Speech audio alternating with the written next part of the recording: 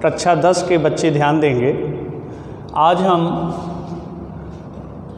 भारत में वनों का ह्रास इस पर चर्चा करेंगे कि भारत में वनों का ह्रास क्यों हो रहा है।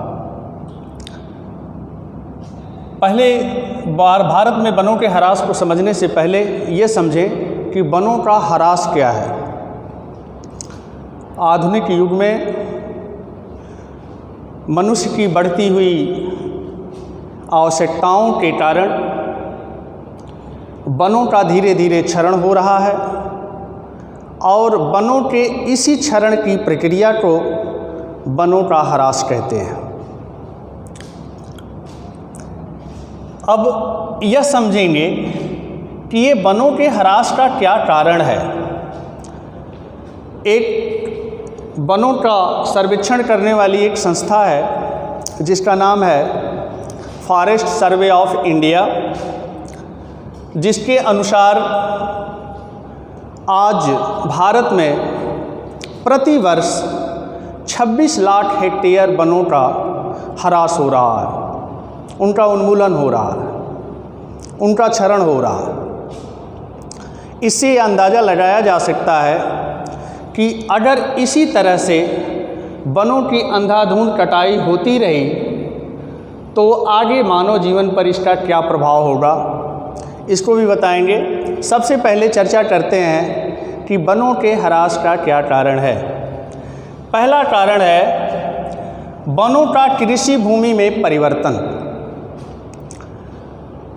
जैसा कि आपको मालूम होगा कि भारत आबादी की दृष्टि से विश्व में दूसरे स्थान पर है। इतनी बड़ी जनसंख्या का भरण पोषण, उनके खाद्यान्न की आवश्यकताओं की पूर्ति आदि के कारण वनों का ह्रास हो रहा है। यानी बढ़ती हुई जनसंख्या का दबाव एवं खाद्यान्न आवश्यकताओं की पूर्ति के कारण भी वनों का ह्रास हो रहा है। दूसरा कारण है स्थानांतरी या झूम कृषि। भारत के पूर्वोत्तर राज्यों में,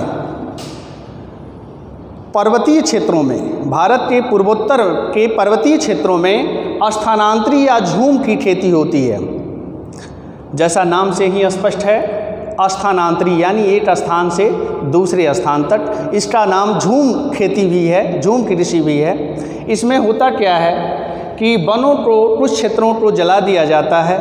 जलाने के बाद वहाँ कृषि कार्य होता है और कृषि कार्य होने के बाद जब तक भूमि की उर्वरा शक्ति है तब तक खेती की जाती है। फिर इसके बाद आगे वाले क्षेत्र को जला करके फिर वहाँ खेती होती है। इससे अंदाज़ा लगाया जा सकता है कि वनों का इसमें कितना बड़ा ह्रास होता होगा।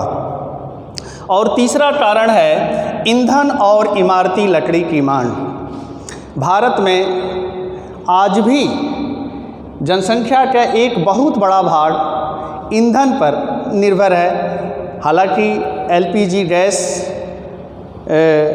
सरकार के द्वारा मुहैया करा जा रहा है, लेकिन फिर भी आज बहुत बड़ा ऐसा तबका भी है जो ईंधन पर, लकड़ी पर आधारित है। और इसके साथ साथ जो हमारा फर्नीचर उद्योग है वो भी इसी वन पर, इसी लकड़ी पर ही आधारित है। अतः ईंधन और लकड़ी की बढ़ती हुई मांग के कारण भी वनों का ह्रास हो रहा है। इसके बाद चौथा कारण है वनों का चारागाहों में परिवर्तन। वनों का चारागाहों में परिवर्तन भी एक बहुत बड़ा वनों के ह्रास का कारण है। अनियंत्रित पशुचारण के कारण भी वनों का दिनों दिन ह्रास होता जा रहा है। इसके बाद पांचवा कारण है औद्योगिकरण एवं खनन के कारण।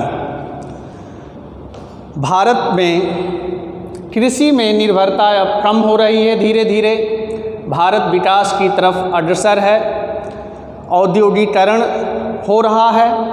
अतः बड़े बड़े उद्योगों को स्थापित करने के लिए, ऊर्जा संयंत्रों को स्थापित करने के लिए बड़े भूभाग की आवश्यकता होती है, जिसके कारण वनों को नष्ट किया जा रहा है और वहाँ उद्योग धंधे लगाए जा रहे हैं। इसके बाद अगला कारण है बांधों का निर्माण। बढ़ती हुई ऊर्जा की आवश्यकताओं के कारण बांधों का निर्माण करना भी ज़रूरी है, क्योंकि बांधों पानी का स्टोर किया जाता है, उससे विद्युत उत्पादन होती है, उससे सिंचाई होता है, आवश्यकता भी है, जिसके कारण जहाँ भी बांधों का निर्माण किया जाता है वहाँ बड़े क्षेत्रों में वनों का उन्मूलन किया जाता है और वनों का ह्रास होता है, वन नष्ट होते हैं। इसके बाद अगला है रेलवे तथा राजमार्गों का निर्माण।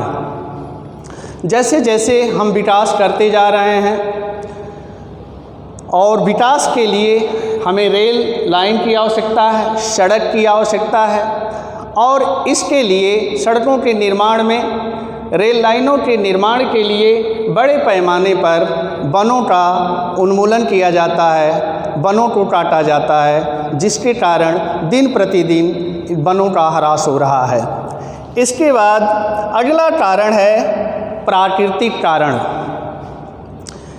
मानवीय कारण, इतना जो कारण मैंने बताया ये तो मानवीय कारण है। प्राकृतिक कारण भी हैं, जैसे भूस्खलन है, भूकंप है, सुनामी है, तो इसके कारण भी, प्राकृतिक आपदाओं के कारण भी वनों का ह्रास होता है। बच्चों, आज का वीडियो हम समाप्त करते हैं। अगले वीडियो में हम फिर मिलेंगे और अन्य विषय वस्तु पर चर्चा करेंगे।